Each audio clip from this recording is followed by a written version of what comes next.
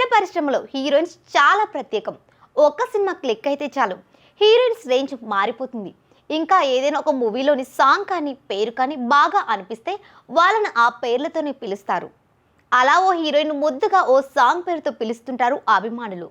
టాలీవుడ్లోని ఓ pan India స్టార్తో నటించింది ఆ నటి. తెలుగులో ఆమె చేసిన సినిమాల్లో ఆ మూవీ ఆమెని ఓ రేంజ్కు తీసుకెళ్ళింది. అలాంటి ఆ చిత్రాన్ని ఆ హీరోయిన్ మర్చిపోయిందట. తెలుగు సినిమాను తమిళ్ సినిమా అని అనేసిందట. లైవ్ ఇచ్చిన సినిమాను ఎవరైనా మర్చిపోతారా? కెరీర్ బిగ్గెస్ట్ హిట్ ను లైట్ తీసుకుంటారా అంటూ సోషల్ మీడియాలో కామెంట్స్ వెల్లువెత్తుతున్నాయి. అలా లైఫ్ ఇచ్చిన సినిమాను మర్చిపోయిన ఆ హీరోయిన్ ఎవరో కాదండి, ఆమెనే Pooja Hegde. Career biggest hit ను లైట్ తీసుకున్నది కూడా ఈ హీరోయినే. Mumbai beauty Pooja Hegde career biggest hit చిత్రాలలో అలా వైకుంఠాపురంలో ఒకటి. ఐకాన్ స్టార్ అల్లు అర్జున్ ఈ చిత్రంలో కథానాయకుడిగా నటించాడు. ఈ సినిమా మొత్తం కథను నడిపించే అత్యంత కీలకమైన అలా పాత్రలో నటించింది పూజ. త్రివిక్రమ్ శ్రీనివాస్ పూజ పాత్ర చుట్టూ సినిమాను నడిపించాడు. అంతేకాదు, ఈ సినిమాతోని బుట్టబొమ్మగా తెలుగువారి ప్రేమాభిమానాలను చొరగొంది ఈ బ్యూటీ. ఇప్పటికీ పూజను బుట్టబొమ్మ అంటూ ప్రేమగా అభిమానంగా పిలుస్తారు తెలుగు ప్రజలు. అలాంటి తెలుగు ప్రజలను పూజ తీవ్రంగా అవమానించిందట.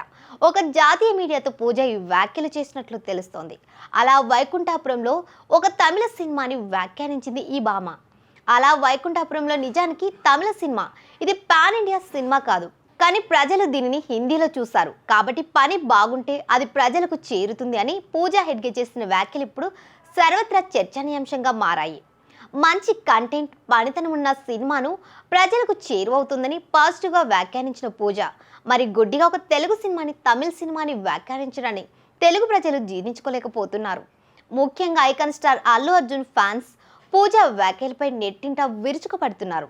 బన్నీ సరసన బ్యాక్ టు బ్యాక్ డీజే, అలా వైకుంఠాపురంలో వంటి బ్లాక్ బస్టర్లలో అవకాశం అందుకున్న పూజ ఇలాంటి తప్పుడు వ్యాఖ్యలు చేయడం తగదని సూచిస్తున్నారు అభిమానులు.